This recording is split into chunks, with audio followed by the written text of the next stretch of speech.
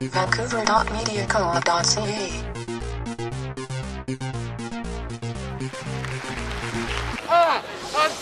Anticapitalista!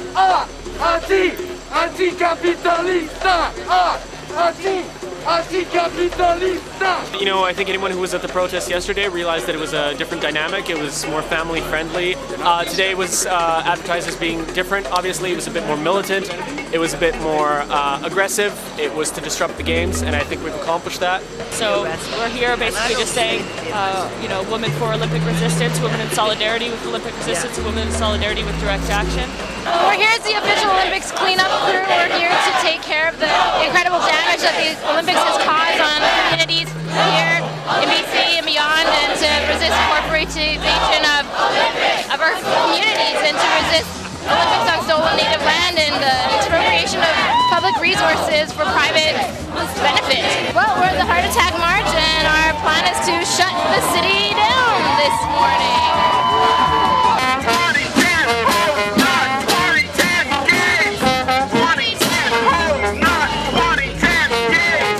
We've been doing outreach for many years, for over 5 years, about how this funding could be better spent elsewhere on housing instead of for a party and for a security budget.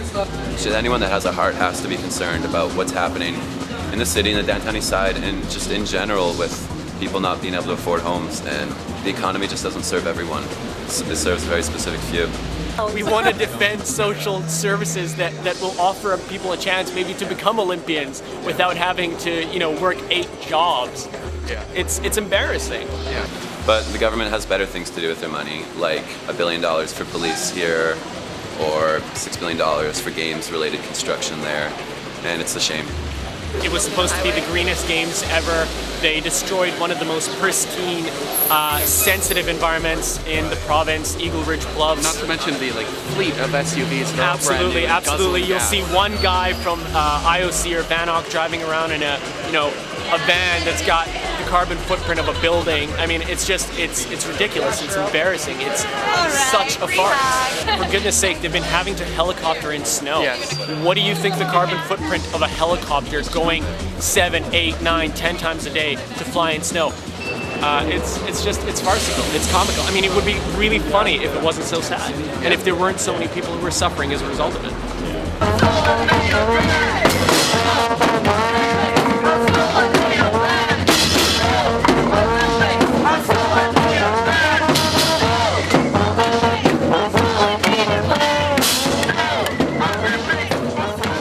I can't stand by while people's rights are crushed, while our education is foregone, while all our medical services, our social services are foregone so that we can pay for a party. And if people want to party while we protest, they can party social injustice. It sounds like a freaking hell of a show.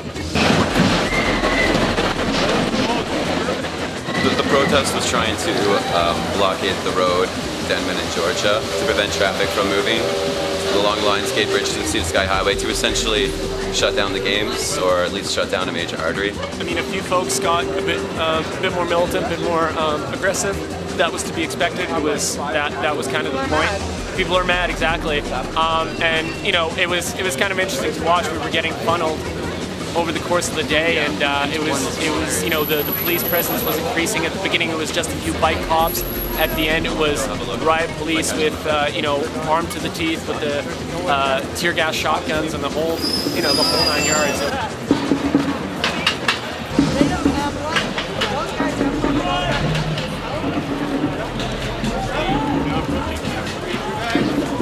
One, pick it up!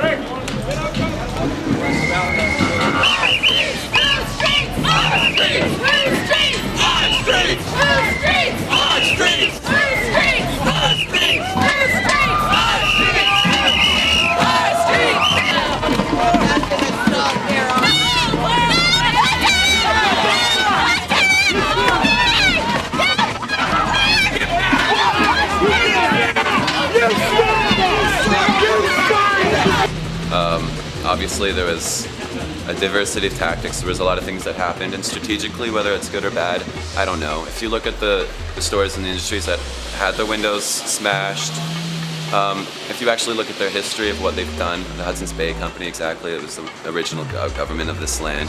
It was instrumental in bringing smallpox to the local people and, policing the fur trade and, the genocide that happened. Something like 90% of the people that lived here were taken out.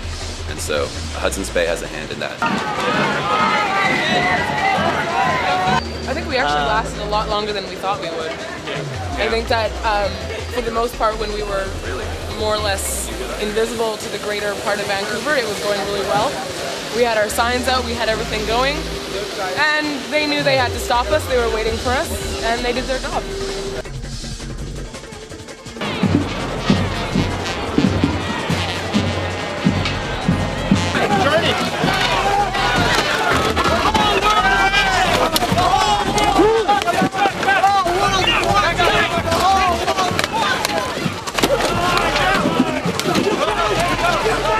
Well, we've had 5 arrests so far today at various points throughout the march.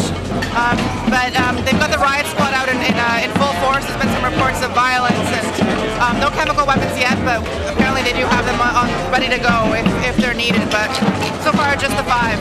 And people, I think, are still in the streets and holding the streets, which is the best part. I think some of the arrests themselves are really quite violent. The young woman who was arrested first, it was a pretty serious takedown. I mean, I witnessed it, other people witnessed it too. So I think that was a little bit problematic, and we'll see how that shakes out. Well, we're still in the west end of Vancouver, and right now we're having an impromptu street party. We haven't managed to block the route to Whistler, which was the intended goal of the march apparently. But right now we're holding it and having a bit of a street party to say you can have a party without spending $8 billion. So.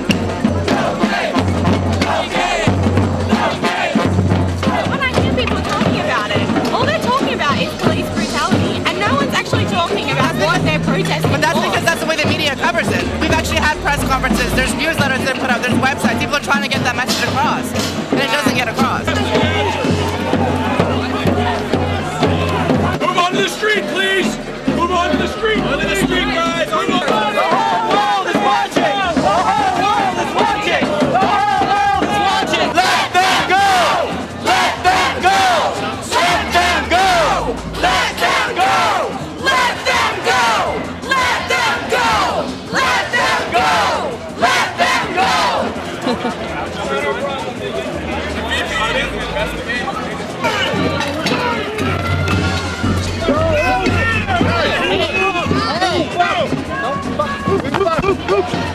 Ryan! What the fuck, motherfucker? Stay back.